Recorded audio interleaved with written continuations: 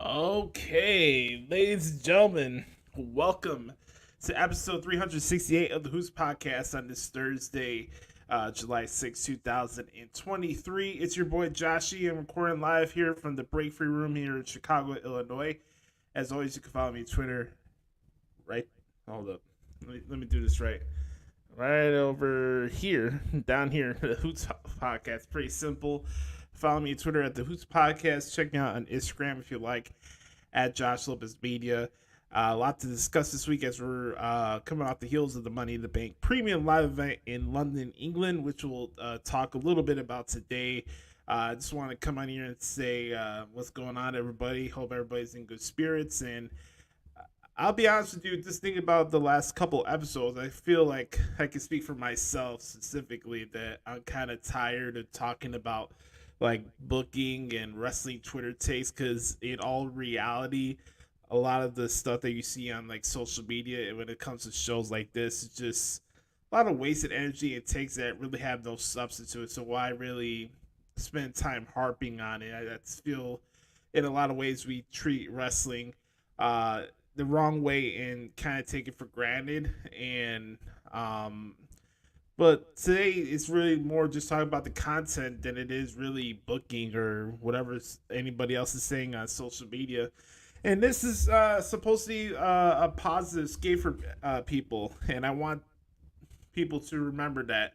We come in here, I try my best to give you my points of view as somebody who's covered the industry for the last 10 years, and I could crack some jokes here and there. I could share some life advice, but more importantly, I just want you guys to enjoy your wrestling experience. So, with all that being said, I just want to say thank you all for the support. We're on the road to 400 episodes. Please do us a favor if you're watching this live right now on YouTube, like this video and subscribe to our channel as we're on the road to 1,000 subscribers.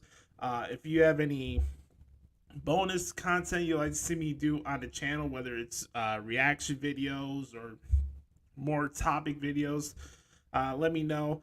I've been trying to implement some YouTube shorts here and there so you guys can get a little glimpse of the show. So I get it. There's a lot of wrestling podcasts out there, and I don't think everybody has the time to watch the full length editions of the podcast at Hoots. But if you do, whether it's video or audio, I do appreciate you, and I appreciate everybody who does take the time to check out the podcast each and every single week. So I hope everybody's doing well.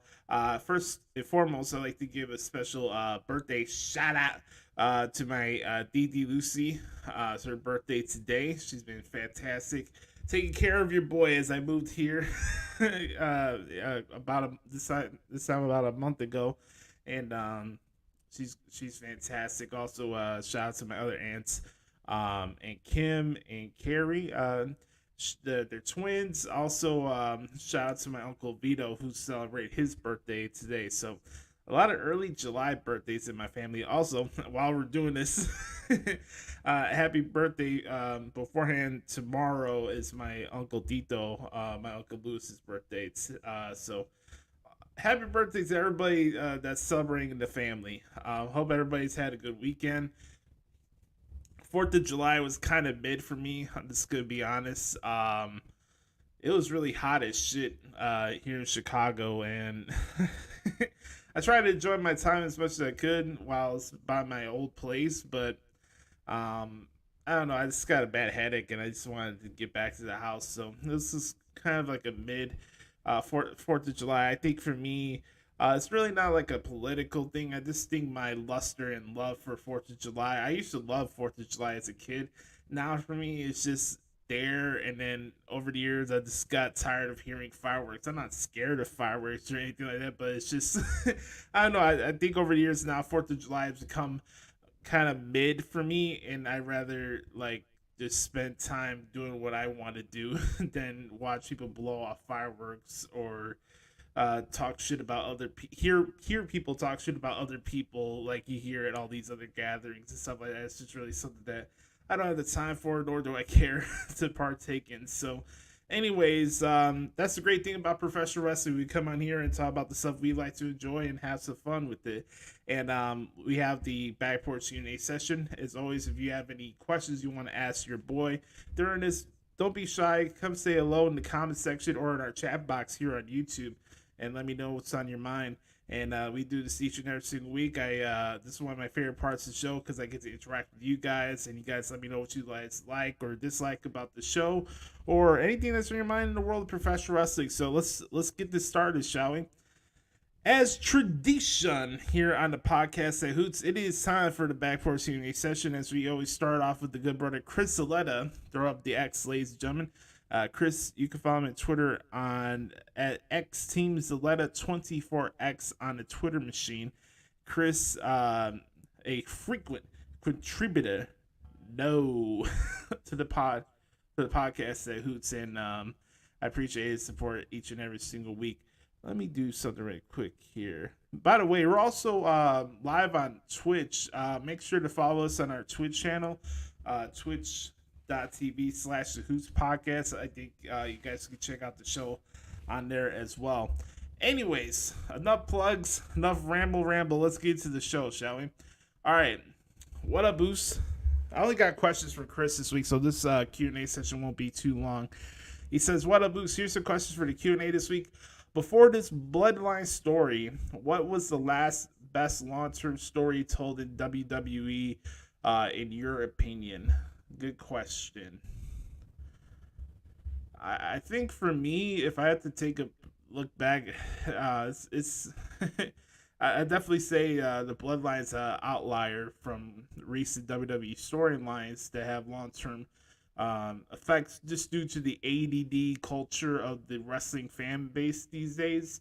I think there's a longing for long-term storytelling, and then there's the appetite to go through that process. I think WWE's tried to go through having long-term stories, and then, it's the third month of a rivalry, whereas the third straight month of guys finding each other on the pay-per-view, people are like, oh, okay, let's move on to the next thing. So it's kind of hard to pinpoint certain feuds like that over the last 8 years that would relate to the Bloodline. My best guess I could give is the Daniel Bryan Authority angle. Now, as I say that, for those who listen to the podcast knows that I think that the Yes movement or the road to Yes-Mania was kind of forced, and I think it would not happen if CM Punk didn't leave the WWE. But I'm not going to take away the moment that Bryan had at WrestleMania. People got what they wanted. This is the case where the 30th anniversary of your WrestleMania was predicated by social media. What does that tell you? I think what's great about the Bloodline is that that's not the case. The Bloodline is good within its own accord. It's not predicated by folks that just have short attention spans or want to rush the end of Roman Reigns' title reign. So my best guess is the Daniel Bryan Authority angle, and that's pretty much it. I could my best guess off the top of my head, but that's a good question. Favorite match for Money in the Bank. My favorite match for me was the main event. I'll explain why in this week in WWE. Who wins a Collision in the Joe CM Punk match? I think it's pretty simple. It's probably gonna be Punk. They made an emphasis over the fact that he's never defeated Samoa Joe, so why wouldn't he beat him now? And it's CM Punk in AEW, a la Hulk Hogan in WCW. Tony Khan treats Hulk Hogan. No, my bad. Tony Khan treats CM Punk the same way Eric Bischoff treats Hulk Hogan. So let's just say that CM Punk is not going to lose any matches anytime soon, at least on his own accord or in a singles competition. So I think CM Punk will defeat Samoa Joe. I think it'll be a good match. And speaking of Collision, I got some thoughts I want to share along the way on Collision. A lot of hoopla and exterior about their ratings and stuff like that. You guys know my drill is really not about what's said on dirt sheets or ratings. My assessments on shows are based on what's on the show. And we'll talk about that a little later on. All right, next question. Who do you think beats Theory for that U.S. title? Well, you could do a title change tomorrow. I know Sheamus is fighting Austin Theory for United States Championship. or you could have LA Knight win the United States Championship because we got restless LA Knight fans who act like the poor guy can't lose a match. Can't I love the guy, but wrestling Twitter is just overboard right now with LA Knight. I guess it's a safe bet. You could say that LA Knight is the one to take the U.S. title off of Theory, but for me, I would like to see it to be Sheamus, but that's me. Next question. Thoughts on the NXT Underground match from Tuesday? I enjoyed it. I've been a big fan of David Kemp since he got his start in NXT. He's not like the biggest ambiguous character from a promo point of view, but he gets his job done as a bad guy.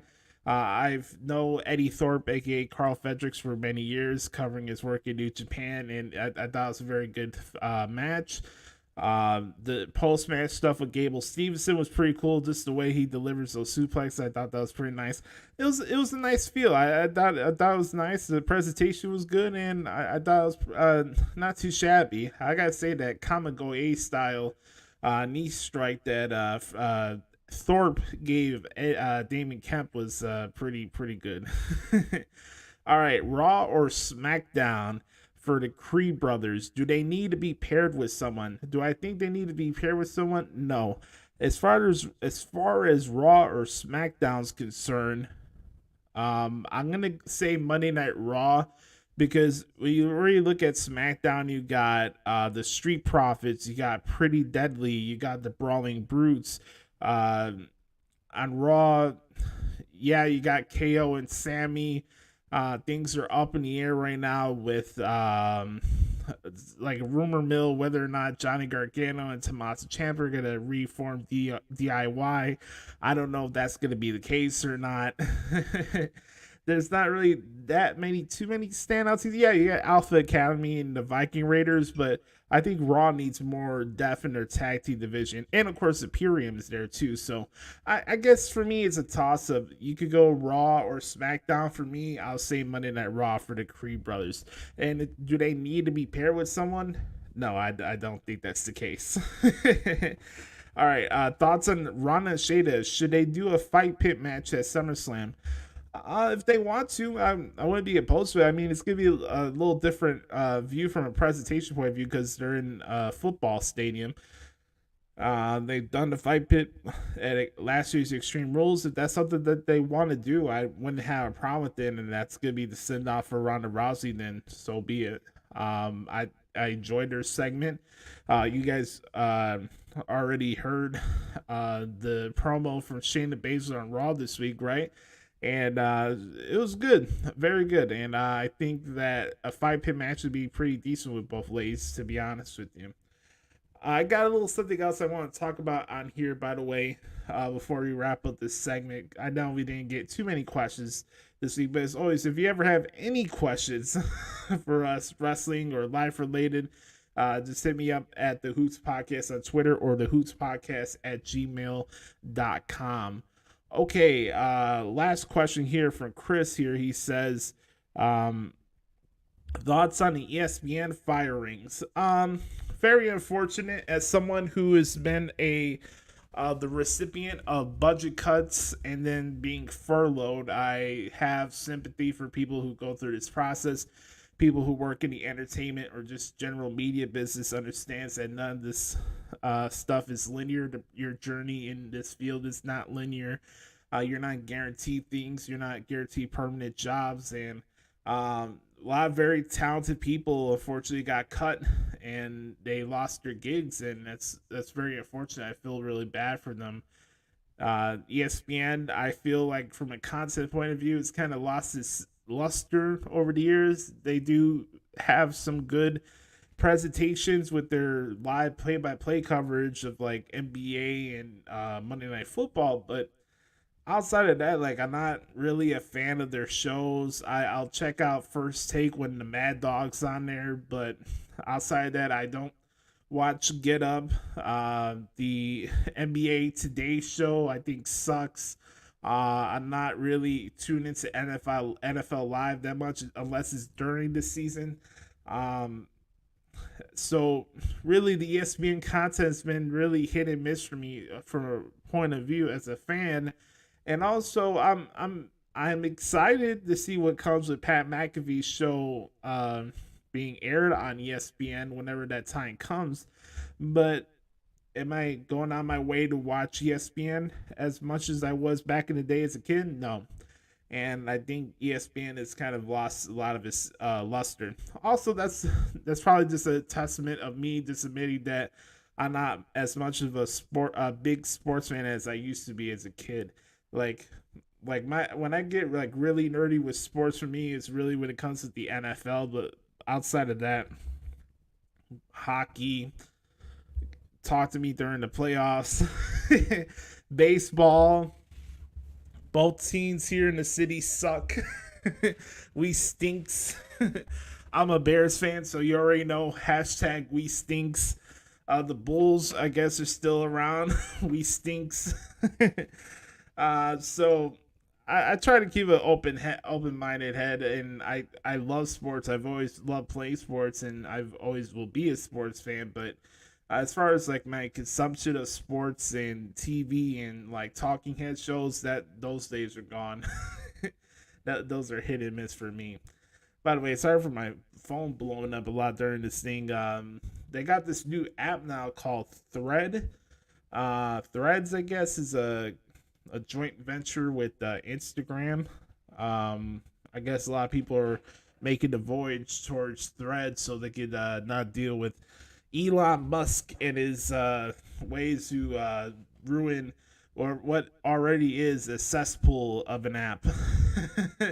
But that is neither here or there.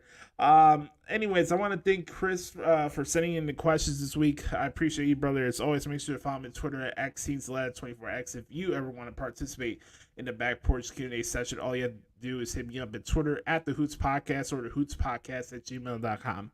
All right.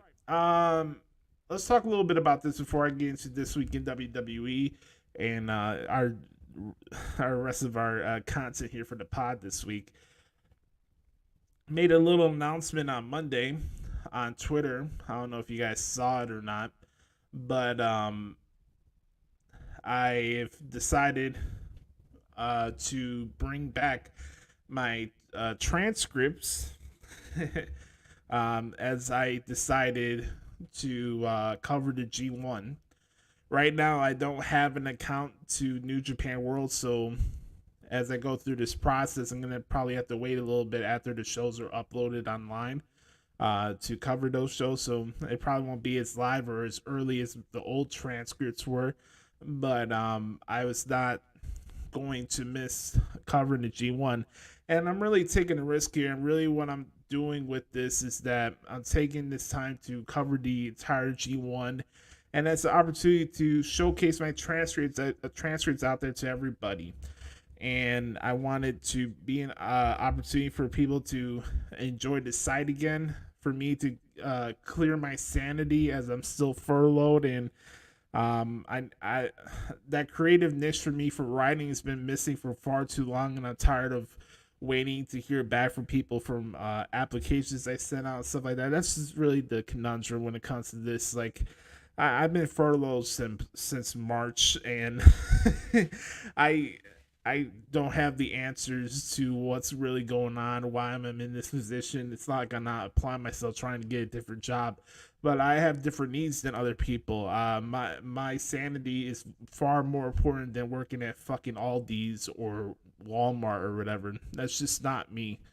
And I'd rather make money doing something I'm good at and productive with than doing something and then putting my mental health to. I'm already right now with where I am right now in my situation and how much I really have spent this past month and a week really working on myself and this project, and trying to go to get to reach 205 pounds. Right now for me, I'm doing everything I can to satisfy me, and really I'm really taking the onus of taking this time period to love myself and doing what I want and what makes me happy, and not really worrying about anything else. What I need to worry about, I'm already addressing it.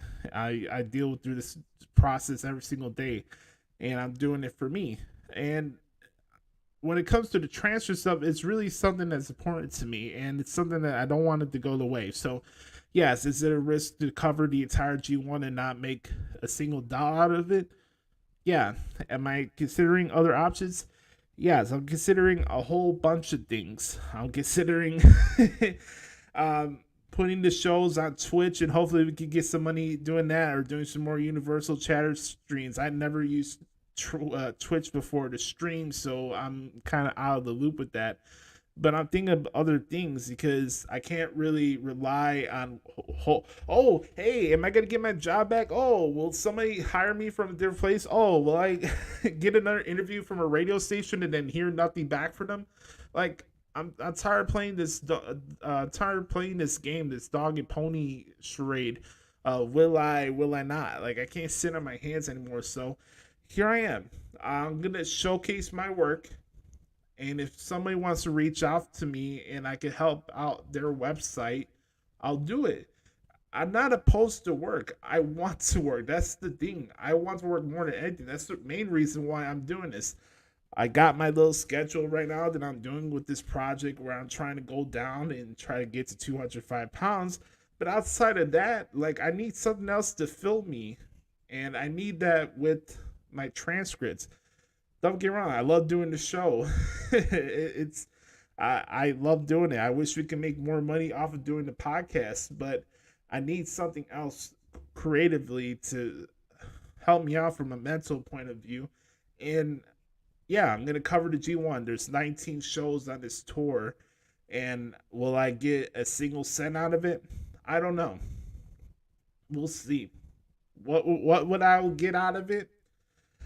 For me, is that I get a little semblance of normalcy, and I really haven't had a lot of that since I moved out here, and I need it. And it's been way too fucking long since I wrote a transcript, and I need it just for my own sanity. And I'm gonna do it. I'm gonna bust my ass as I've done with every G1 tour that I covered. This will be our 7th year. So if you guys could do me a favor, please bookmark ProWrestlingTranscriptions.com. It's my passion project that I'm the most proud of because it really helped me get my name out there. And I'm going to be covering every single event for the G1.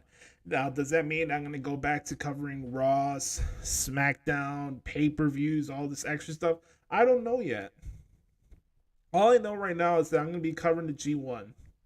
And if this could come with an opportunity where I can make some money and I can finally afford, purchase a business plan for WordPress, which costs $25 a month, I think, or $40 for Converse, whatever the fuck it is.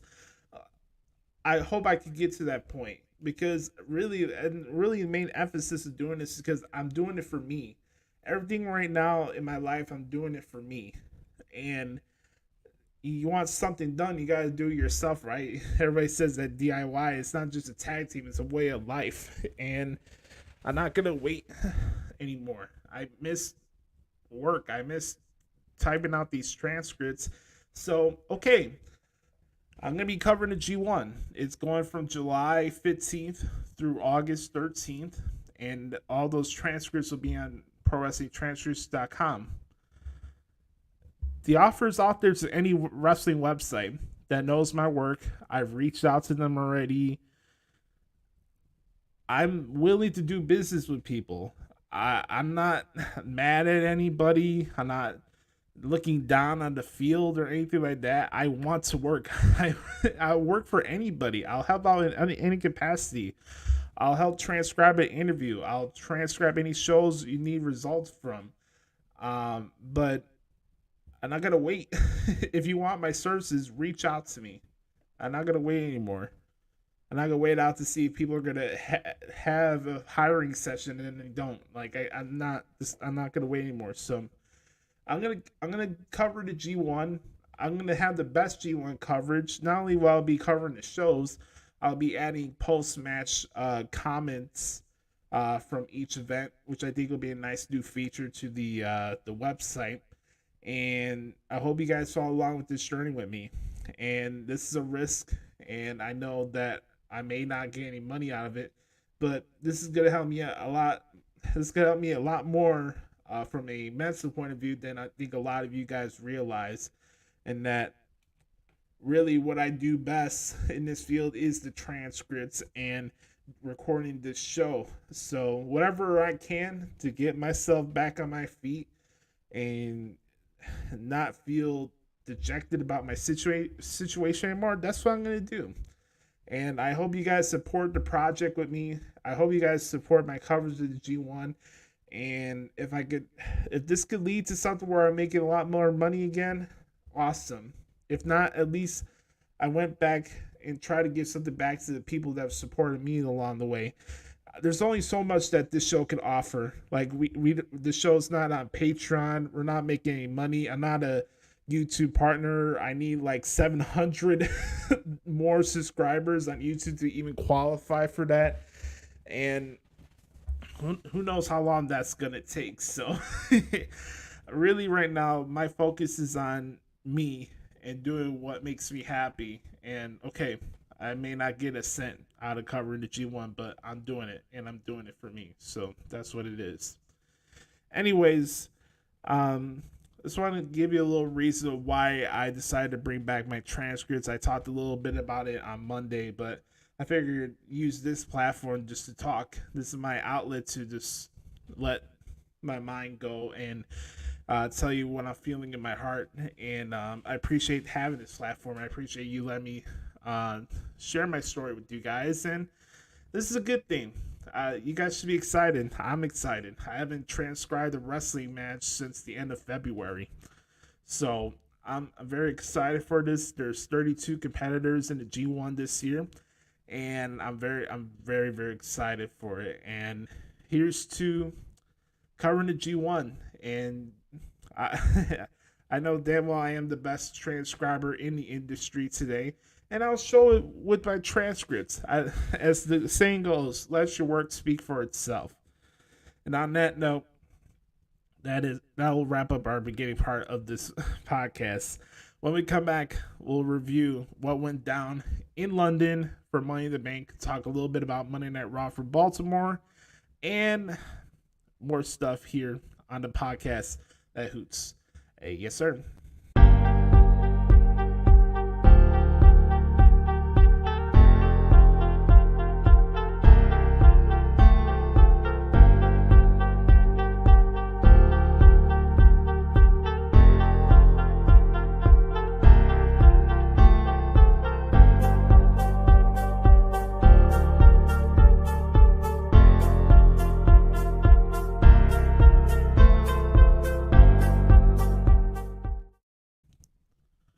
We're back. Time to talk about what happened this week in the world of WWE. It's your boy Joshie. Make sure to follow me on Twitter at the Hoots Podcast. We did a little review on Monday. No, not Monday. On my bad. On Sunday, I did like a little recap of Money in the Bank with referee Tony S. I want to give him a big shout out. We did a bonus podcast. Speaking of bonus podcasts, I think coming up soon, not this week, but next week, sometime next week or the week after that, I'll be having a fun bonus podcast interview with my buddy SGG Stat Guy Greg from the Cheap Heat podcast. SGG and I are old friends. He was one of my original guests on my old radio show that I had at my broadcasting school, the Pro Wrestling Experience. And me and SCG have been friends for a long time, and it's been a minute since we recorded a show with each other. So I'm very excited to have him on the show. And me and him are very like-minded when it comes to our wrestling opinions. So SGG is a star. He already has a life for himself, man. He's a lawyer outside the stuff he does with the Cheap Heat stuff, and I'm very happy for his success. And Cheap Heat with Rosenberg, and SGG is on the Ringer Wrestling Network on Spotify, and you guys should check that out. That's under Shoemaker's banner, I believe. And I'm excited to have SGG on the show. So anyway, To bring us back full circle, like I was saying, me and Tony did a little review of Money in the Bank. If you missed that, go check it out on our channel. That's why you should subscribe to our channel here on YouTube, so you never miss any content here for the podcast at Hoots. And Money in the Bank, I thought was a successful premium live event. Now, I don't really think this is going to be a very long segment this week. There's a couple things I'm just going to rattle off on my chest and stuff like that. But outside of that, this is probably going to be a brief segment this week. But Money in the Bank, I thought was a successful premium live event. I just want to give a big shout out to London because their crowds are fantastic, regardless of it's sports or wrestling or anything. Their creative chance is just a thing to enjoy. And the whole, if you hate Roman, stand up. If you hate Roman, stand up. By the way, you guys see the thumbnail for this week's episode. Roman Reigns is the king of facial expressions. Like, I can't stop looking at that picture. Just how funny he is. Guy's a trip. London was fantastic. You got to see John Cena out there. Everybody is now making that an AEW thing because LOL, it's wrestling Twitter, right? But John Cena was there making the case of why WrestleMania should be in London. I agree. I think WrestleMania should be in London. I hope it's sometime soon because it's been long overdue in that country, and that fan base definitely deserves a WrestleMania. Definitely more than anybody here in the United States. And I think really what Money in the Bank has shown is what we've seen this entire year. U.S. crowds suck. Let's just call it a spade a spade. U.S. crowds for these premium live events are ass. And I think whether it's London or Puerto Rico or Saudi Arabia or London, as we saw on Saturday, these crowds there, they want to be there. They want to have fun. And that's the thing. Nobody's telling you to go to a wrestling fan and act like you're at a library. You know, Indianapolis, Laredo, Texas. No, my bad. Corpus Christi, Greenville, South Carolina. All these markets that go to these shows and say next to nothing. Have fun, man. You're not there to sit in your hands. It's not church. It's wrestling. It's supposed to be fun. Let me talk a little bit about that, about wrestling. As I was watching the premium live event on Saturday, it just rang true to my head. Like, wrestling is awesome, man. Wrestling is everything to me. Wrestling is the greatest escape I've had in my life. Wrestling has always been there for me when I needed it the most. Wrestling, for me, has always been the purest form of entertainment, where your performance and what you're doing, you get instant feedback from that based on your own doing and not what other people are doing. And wrestling, for its many pros and cons attached to it, is just the funnest form of entertainment. And I think it's a shame that a lot of us take that for granted. I love wrestling. I don't care what type of wrestling it is. We all have our qualms of stuff that's good or bad, but I love wrestling. And if you watch that show, on Saturday, how can you not love wrestling? How can you not love the atmosphere of that London crowd at the O2 Arena? How can you not love atmospheres like Cody Rhodes and Dominic Mysterio? Was it a 5-star wrestling match? No, but Cody and Dominic told their story and it was effective and they did their business. How can you not love the atmosphere of things that catch you by surprise, like Damian Priest winning the Money in the Bank ladder match? Everybody was having debates about Logan Paul versus LA Knight. And right in front of us, we missed the whole point there. Us as wrestling fans, the right person was right there, and we didn't say a thing about it. Damian Priest was the right guy to win the Money in the Bank ladder match. Damian Priest has busted his ass. He's taken a lot of L's. He's made a lot of sacrifices along the way. The guy missed out on the past 2 WrestleManias from an in-ring point of view. Damian Priest has been one of the bigger players and one of the more successful factions in wrestling in the past 5 to 10 years. And Priest, more than anybody in that match, deserved that Money in the Bank contract, and I'm happy for him. Also happy for him being the first Puerto Rican to win the Money in the Bank ladder match. And it tied in with where he's at right now in his career, his trajectory in his future, and the storyline. From a story point of view, him out of everybody needed that briefcase the most. What is Judgment Day about? Just having Dom being booed out of the building? No. It's about having dominance and being the leader. So you remember Finn Balor cost Damian Priest the World Heavyweight Championship a couple of weeks ago. Priest said that he didn't want anybody at ringside. He wanted to do this by himself. Balor shows up, costs him the match. Priest wins the Money in the Bank ladder match. Priest inadvertently costs Finn Balor the world title in a very physical match with Seth Rollins. Now tensions continue to lie. Now we go to Raw the next night, and you have Seth Rollins against Dominic Mysterio in the main event, and you got here we go, more shenanigans. The match ends in a DQ.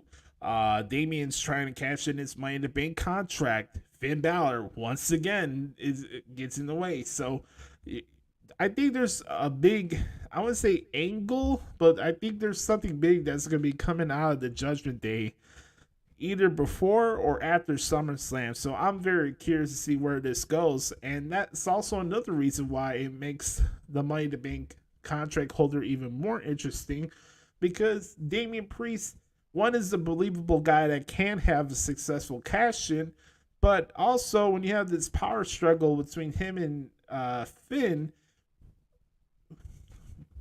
hey, that's where the money is, right? You don't know what's going to happen with Priest. You know, Priest wears his emotions on his sleeve. With his anger, put him in a position where he would put the briefcase on the line against Finn. I don't know. Would this tension between these two be too much for either of them? Can be like the world's not big enough for both of them to be in the same group. That's the thing. That's the story. That's the stuff we don't know. You know, I would say if LNA won, it would probably be more predictable, and him probably having an unsuccessful cash in. You have more things to work with Damian Priest being the briefcase holder than LA Knight, and that's just my opinion. As far as the Shayna Baszler stuff, we talked about that earlier. That was the thing that caught people by surprise. I talk about it each and every week on the show about maximizing your TV time, and I thought she did that to the T with her promo against Ronda Rousey on Raw and her little exchange. If what's rumored, and I'm putting air quotes out there, if what's true about Ronda Rousey leaving WWE after SummerSlam, if she has this hard deadline, what better way to put over her friend on the way out? So, some good business there. We saw the return of Drew McIntyre. That made me very happy. I saw Triple H at the post press scrum. He was like, oh, here we go again. Oh, somebody said Drew McIntyre is leaving. Oh, Drew's upset with creative. That's why he wants to leave. Believe what you want to believe. Unless I see something on WWE.com that says so-and-so's release, or we hear directly from the source. Stop falling for the Twitter and dirt sheet bait, okay? I didn't believe that for 1 second that Drew McIntyre was leaving the WWE. Yeah, people change their profiles and they black out. Like, I seen Kevin Owens do it. I seen Bayley do it. I seen Becky Lynch do it. On the surface, to me, when I see people do that, I think that's really corny. That's just my opinion. But and look, to believe that everybody at the WWE roster are happy with their position, I'm not naive to believe that's the case. But think about it. The guy had one of the best WrestleMania matches in recent memory in that triple threat with Sheamus and Gunther. So was his creative that bad for him to feel the position that he wanted to leave? And it was just convenient for people to believe that he wanted his release so he could show up at the Wembley show.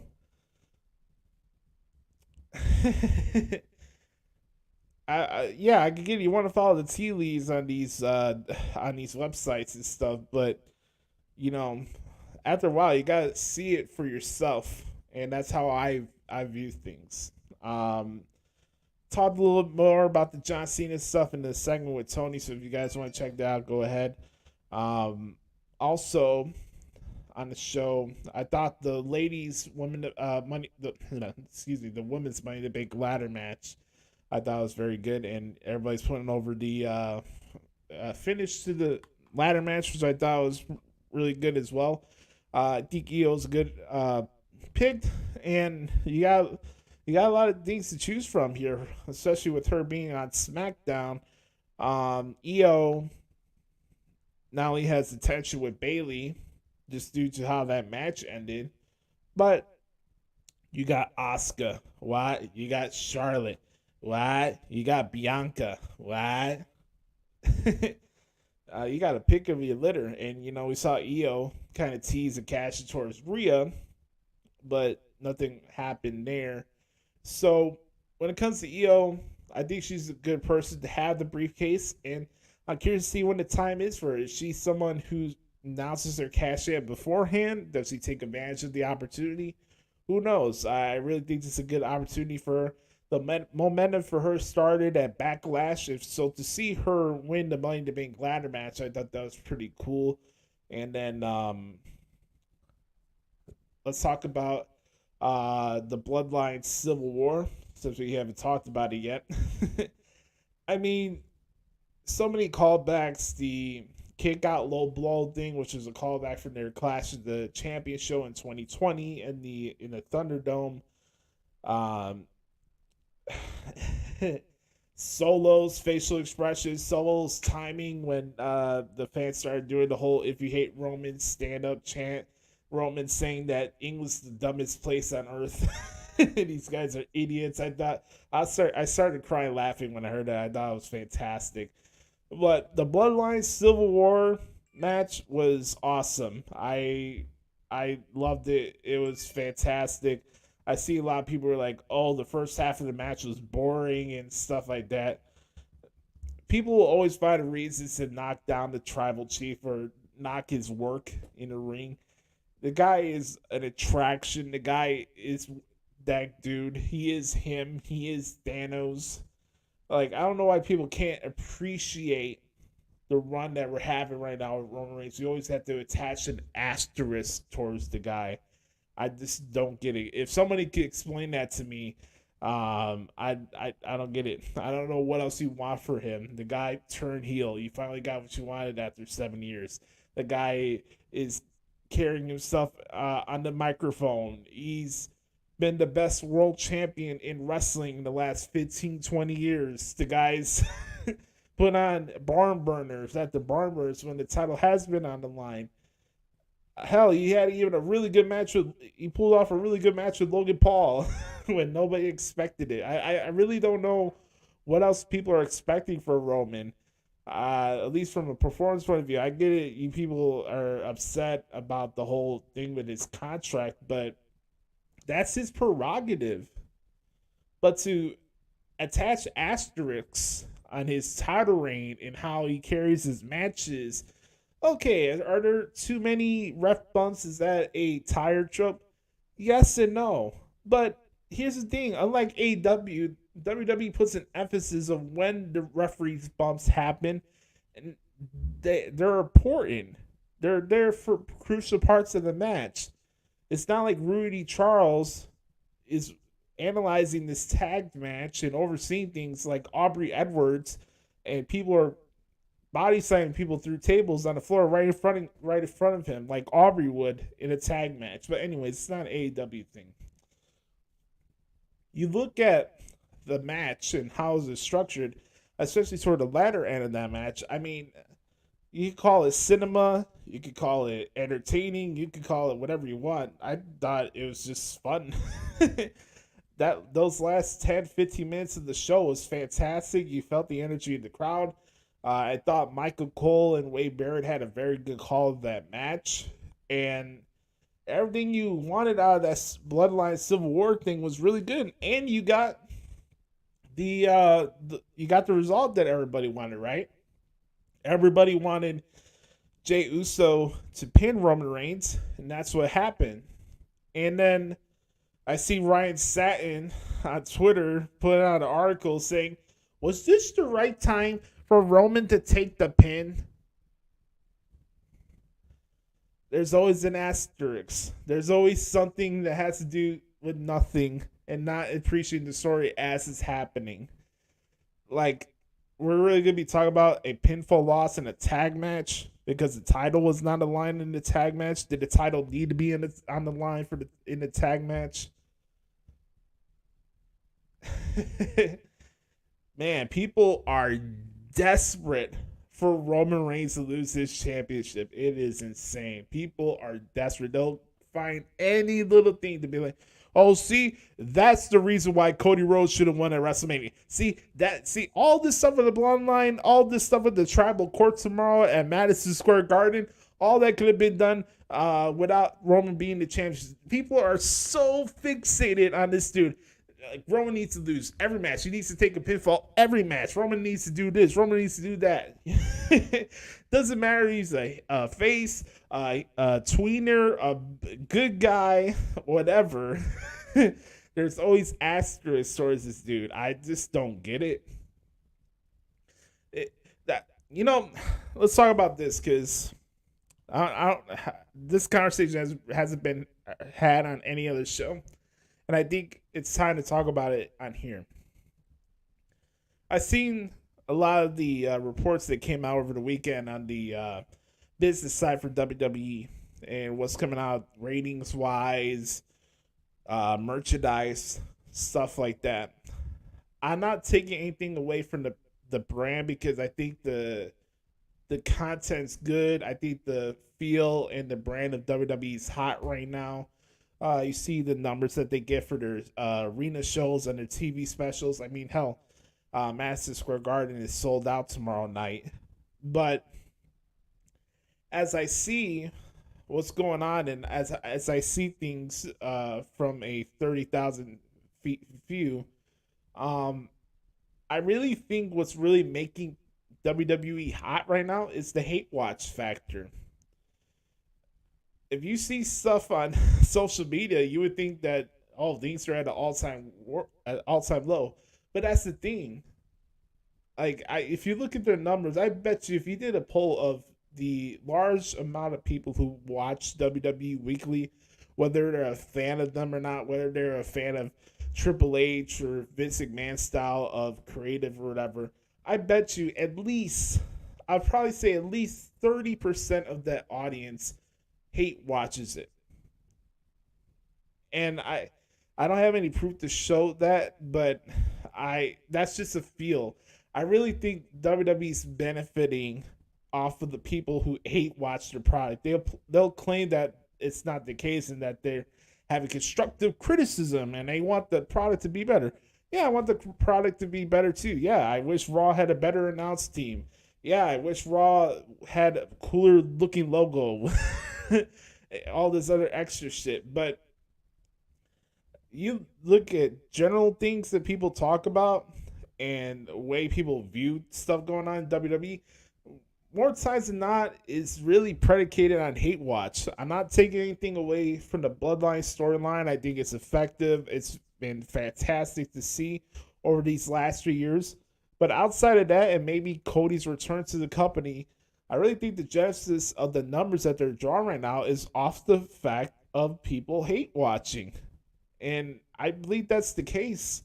Because outside of popular shows that are streamed on Amazon or whatever, I don't see other major shows that are drawing numbers that wrestling does every week, at least on the WWE side. Yeah, sports games are going to draw. People are gonna watch it because there's an incentive. You have gambling, betting, etc., fantasy football, fantasy basketball, fantasy hockey. Do people even play fantasy hockey? I don't even know. But my point is like, I really think that WWE is really benefiting in a lot of ways from the number of people who hate watch their show, and I think that's the case. Are there things that could be done to be better from a show point of view? Absolutely, but you have that with every form of entertainment.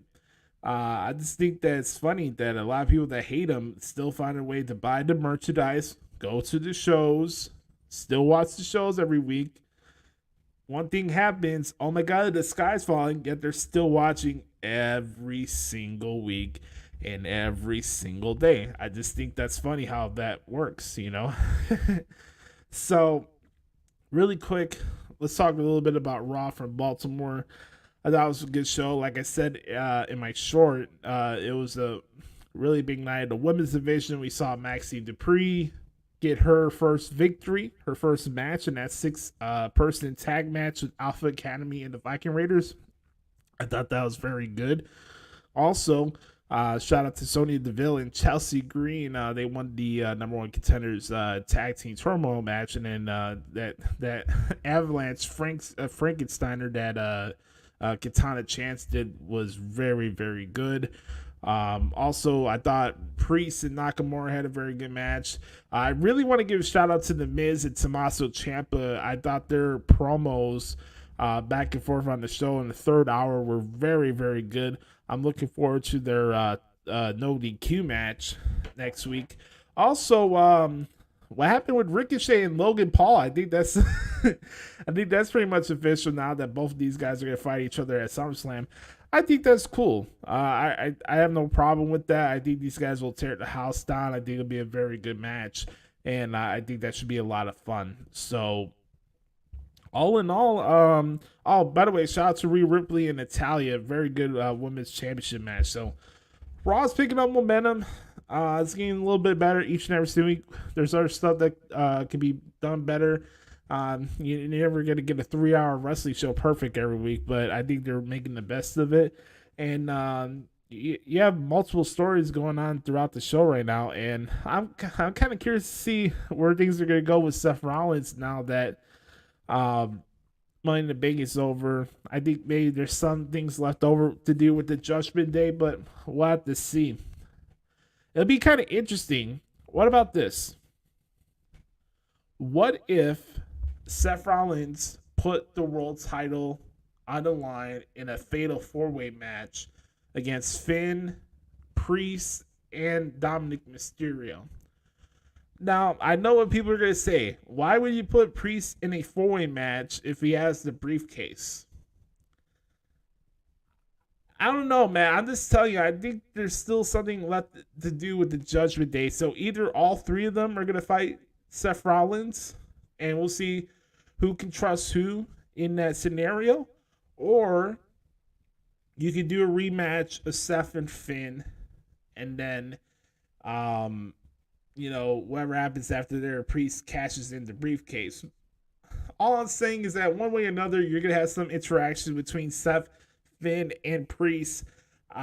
We'll see what happens with Dominic. I don't know if the Judgment Day will explode. And that's the fun thing. We don't know what's going to happen. Just like we don't know what's going to happen tomorrow night with this tribal court thing on SmackDown. SmackDown's pretty loaded not next week, but tomorrow. You got AJ Styles and Killer Cross. We got Edge on the Grayson Waller effect. We also got this tribal court thing with Roman Reigns. And again, Roman Reigns is going to show everybody why he's the best character in WWE tomorrow. I'm curious to see what he has to say. I'm curious to see what the wise man's opinion is coming off of the heels of Money in the Bank.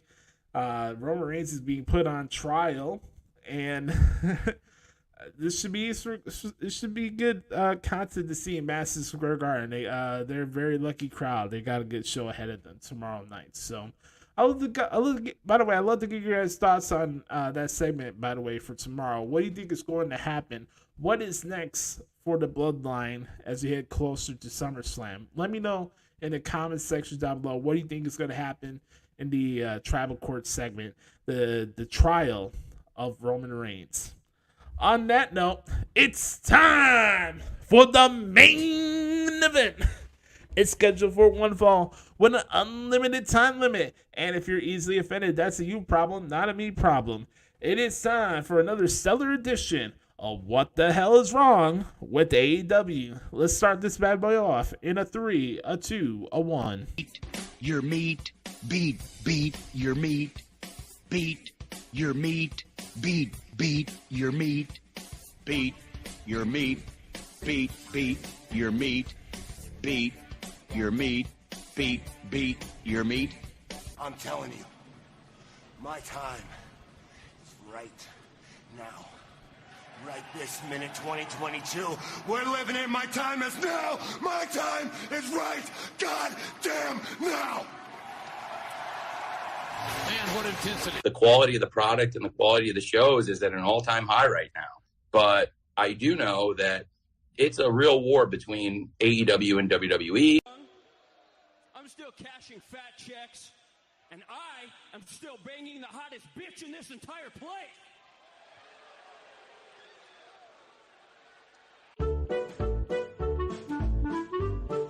It's time for What the Hell is Wrong with AEW?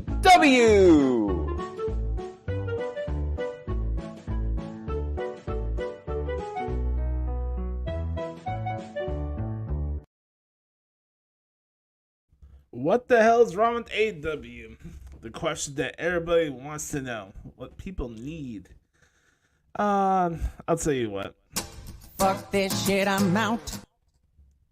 Let's do that again. Fuck this shit, I'm out. No thanks. Oh man. You guys gotta tell me what the hell is wrong with AEW this week. I guess we should start off with some positive stuff, and I think people will be shocked to hear this from me, but I think a lot of people need to slow. Let me take this up real quick.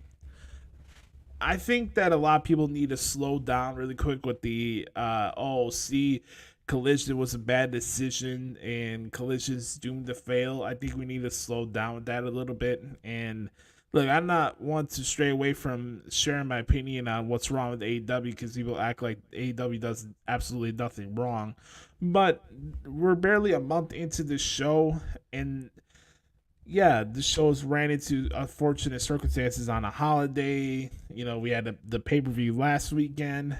This is going to happen. It's going to happen a lot during the college football season. But really, what's the focus here with Collision should not be on the ratings. It really should be on the fact of the feel of the show is not Rampage. And that's my takeaway from Collision in these past 3 weeks. Like, I enjoyed the show, and it's not just because CM Punk is back, but just the feel of the show, having Kevin Kelly and Nigel McGuinness on the broadcast, it's been very good and very entertaining to enjoy over the last couple of weeks, and I like the presentation so far. They had some really good matches last week, like Powerhouse Hobbs and Dustin Rhodes. I thought that was a very good match.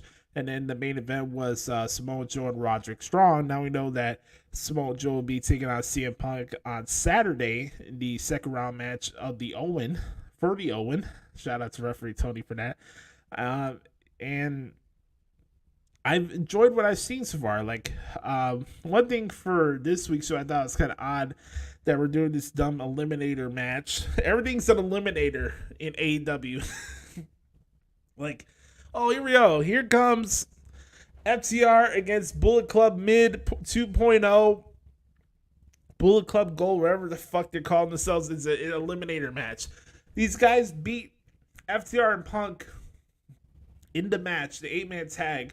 So why wouldn't the Guns or Jay or Juice get a shot at the titles? Why not make that a title match? Why does it have to be an Eliminator match? Why are you making your champion put yourself in a position where they lose the match and then, now they're qualified for that opportunity? Was it AEW supposed to be the home of tag team wrestling? I'll keep that to myself. Anyways, but going back to what I was saying earlier, like, I like Collision. It's been a fun show so far. I don't really have many things to qualm about it. But I'll say this, Collision is a lot more enjoyable to sit through than Dynamite. For me right now, I'm a Collision guy. I enjoyed this show. But the focus should not be on the reigns right now. The show's been around for barely a month. Like, can we give it some time a little bit? Can we let it breathe a little bit? Like, for me, my attention with Collision is that it doesn't have the same feel as Rampage. Now, there were a lot of people, just like it was with Rampage when it first started, or just with anything with AEW new that comes out, there's a lot of people that express and engage in a lot of hyperbole where they'd be like, oh man, SmackDAHN and Raw better be concerned about Collision.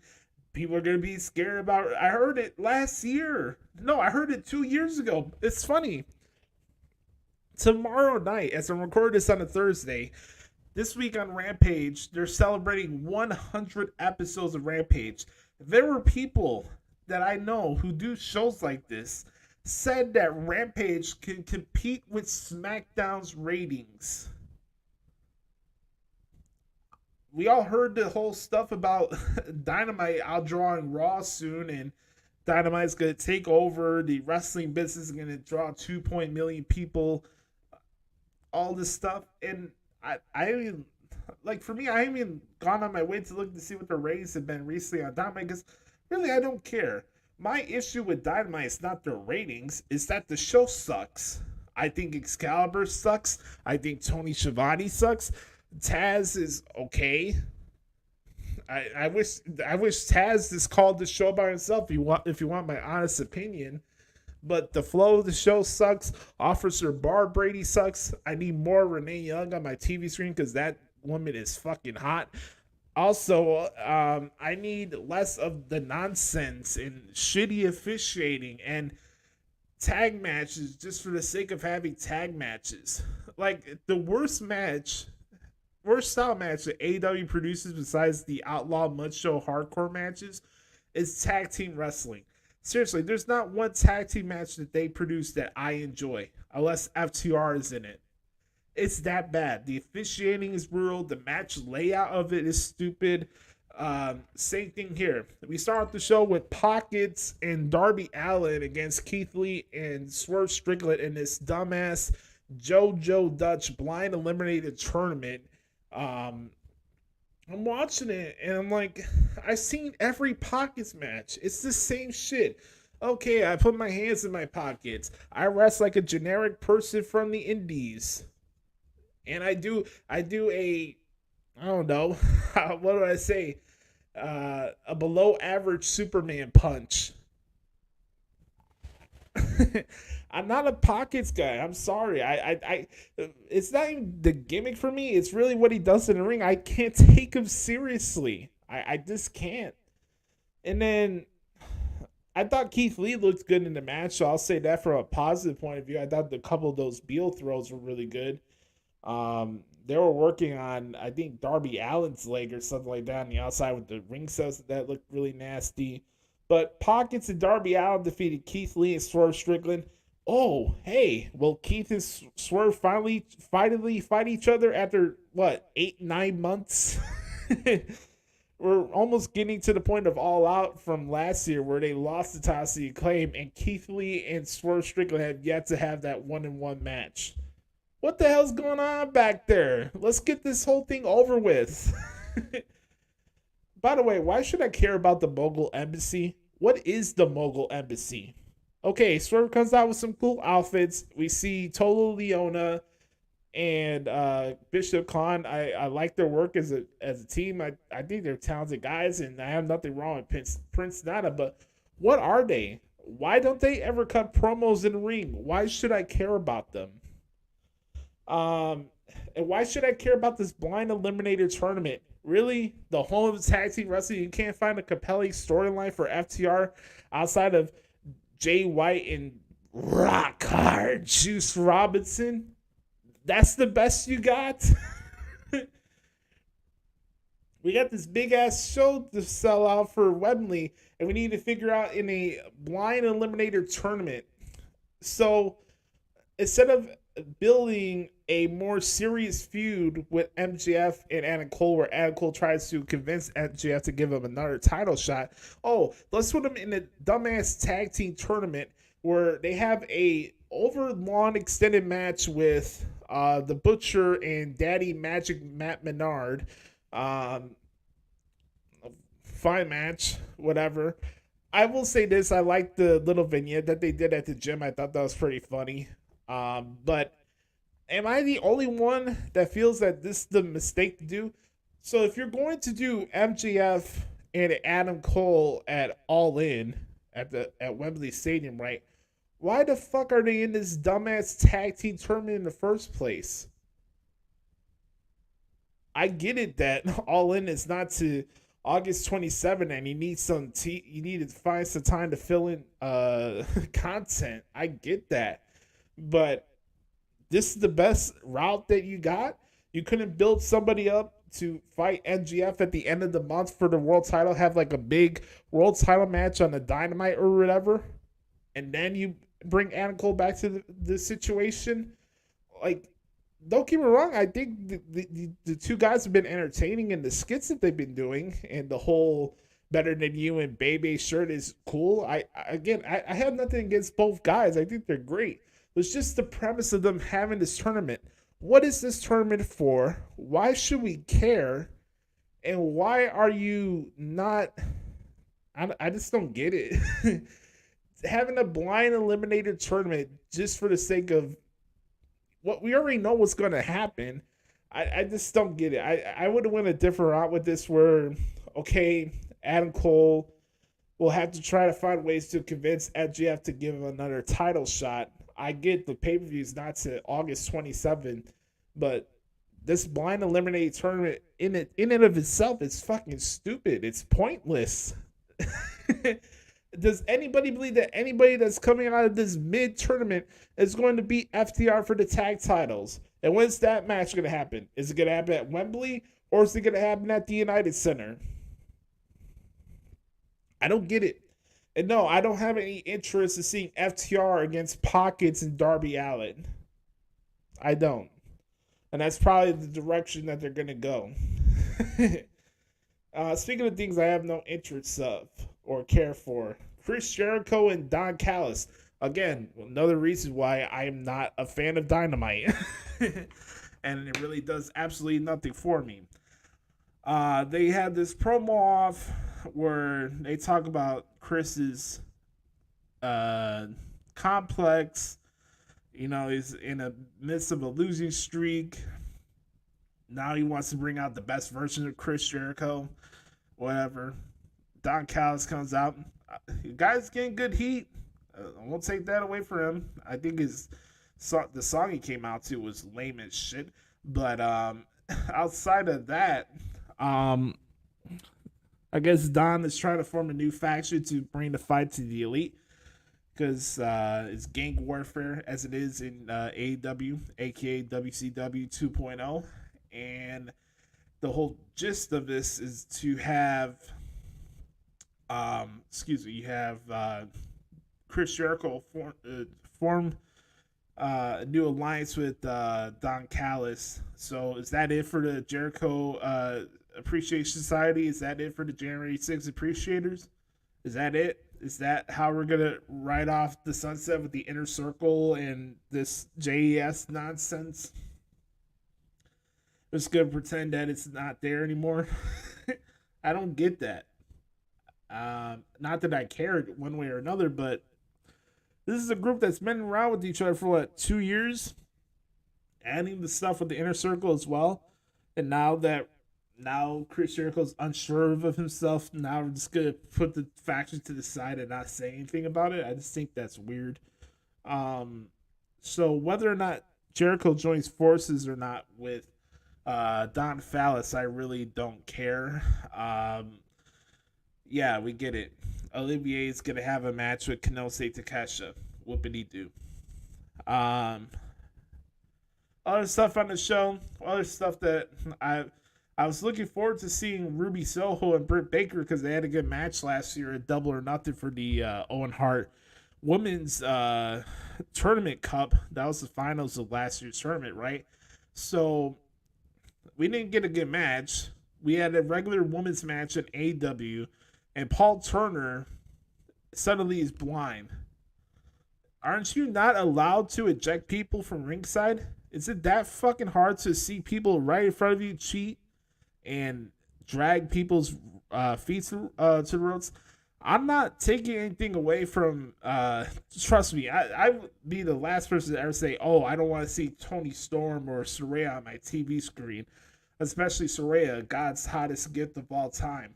But that doesn't change the fact that I'm watching a match and Paul Turner's literally seeing these chicks outside cheating right in front of him. He's doing nothing about it. I get it. Britt Baker's not a babyface, so I guess you got a heel versus heel thing, and then you got referee discretion and blah, blah, blah, blah, blah. That match, first off, was not good. And for Ruby to win that way, I thought it was lame. She's fighting Sky Blue in the second round, and I hope to God that Sky Blue beats her because this Outcast group sucks. I'm just going to say what it is. Toni Storm is an okay wrestler. Her promos are ass. Saraya is the only good thing in that group, and Ruby Soho is better as a babyface. The Outcast sucks. I'm just calling it like I see it. Other than that, we had the main event. It was Kenny Olivier against Wheeler Useless. Match went way too long. I'll give credit to Olivier for the fact that he is giving as he is to Wheeler Useless, but it's really something. You know you're mid when you have a faction where they usually walk on the crowd. Nobody gives two shits about the guy that neither Claudio came out to the ring with him, and he came out through the regular stage entrance. Wheeler didn't even try to come out and do the Moxley entrance. Oh, man. Yeah, the match was all right. Olivier won. After the match, we had an afterbirth brawl. That's a shocker. By the way, congratulations to Eddie Kingston for becoming the new New Japan Strong Openweight Champion. I thought that was pretty cool. That was a random note, but I wanted to say that. Back to this nonsense. So, yeah, we had an afterbirth brawl. Takesha's out there beating up Olivier. Outcomes. Now, Mr. Baldy, Mr. ROH champion, Claudio starts attacking Olivier with Takesha. Out comes Hangman Page and the Elite trying to make the stay for Olivier. And then we take forever to do the BTE trigger, and Page is staring her like a fucking idiot, slamming the chair on the mat, not knowing that the show's going to go off in 20 seconds. And then he gets stopped by the Dark Order to close out the show because they have a trios match on Rampage. Classic Dynamite ending to another rather mid edition of AEW Dynamite. What else is new? Before we wrap up the segment, I think it's time to do our part and talk about what everybody likes to enjoy, the Excrement impression. Oh yes, one of my favorite parts of the show. Let's take a look at what's taking place on Rampage on TNT this week, also on Collision on Saturday night, as it's time for the traditional segment here on the podcast, The Hoots, otherwise known as the Excrement impression, brought to you by your boy, Joshie Lopez. Let's give this a shot, shall we? Coming to you live on TNT tomorrow night. It's the 100th edition of AEW Rampage. Let's take a look at the matches. First off, we have Hikaru Shida taking on the Problem, Marina Shafir. The quarterfinal matches in the Blind Eliminator Tag Team Tournament continue. Is Brian Cage and Big Bill taking on the team of Trent Beretta and Matt Sydal. From there, we see JS members Sammy Guevara and Daniel Garcia taking on the team of Jeff Jarrett and Matt Hardy. Pause. We got the Strut Man. pause real quick. We got the Strut Man and the Running Limp Man in a tag team. That is awesome. Yeah, we got Sammy Guevara and Daniel Garcia take on a team of Jeff Jarrett and Matt Hardy. And our main event, it's a trios match. It's the Hangman Page and the Young Bucks taking on the Dark Order. Don't forget to check out Collision coming up this Saturday night on TNT. We have more matches in the Owen Hart Memorial Tournament. It's Athena taking on Willow Nightingale. From there, we see rivalries renew as Powerhouse Hobbs takes on Ricky Starks. And our main event, it's a quarterfinal match. No, my bad. It's a semifinal match. It's CM Punk against Samoa Joe. More matches to be announced on Twitter. Make sure to follow Tony Khan at Twitter at Tony Khan. Oh, don't forget to see FTR against Bullet Club Gold in the AEW World Tag Team Title Eliminator Tournament match. Don't forget to follow Tony Khan at Twitter at Tony Khan. And don't forget to get your tickets right now at AWTIX.com. That's AWTIX.com. On that note, I posed a question. You guys let me know. What the hell is wrong with AEW? This has been What the Hell is Wrong with AEW.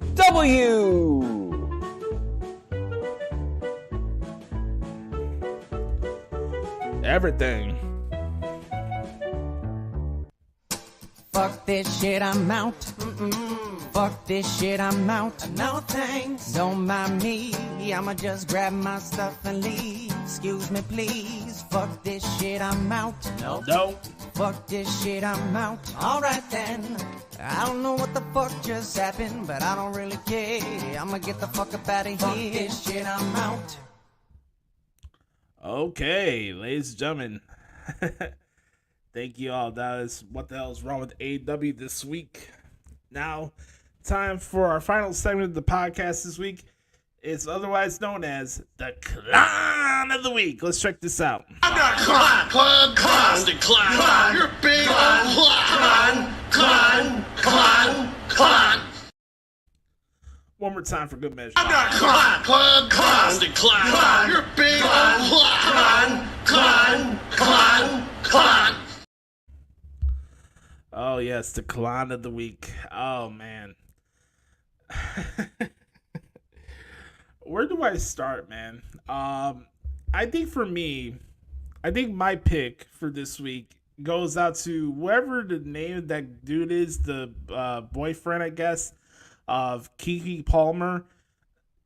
Dude, the fact that she's coming home to you is a win in itself. What does it matter about what she's wearing out there? I guess in principle, you don't want your woman to be all out, having her ass and everything out there. I could get that to a certain extent. But to the lengths that this guy went out to, like you felt like betrayed or whatever. Like if that's not the definition of simp energy, I don't know what is. Like the girl is going home to you. What are you upset about? Get over yourself. Who cares?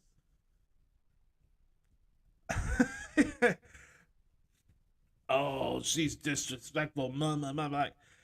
Like you are privileged enough to be someone that I bet you a big batch of people would love the opportunity to say that, hey, Keke Palmer is my girlfriend or my wife or whatever the fuck, my fuck buddy, or the situationships I always hear now these days, right? Like,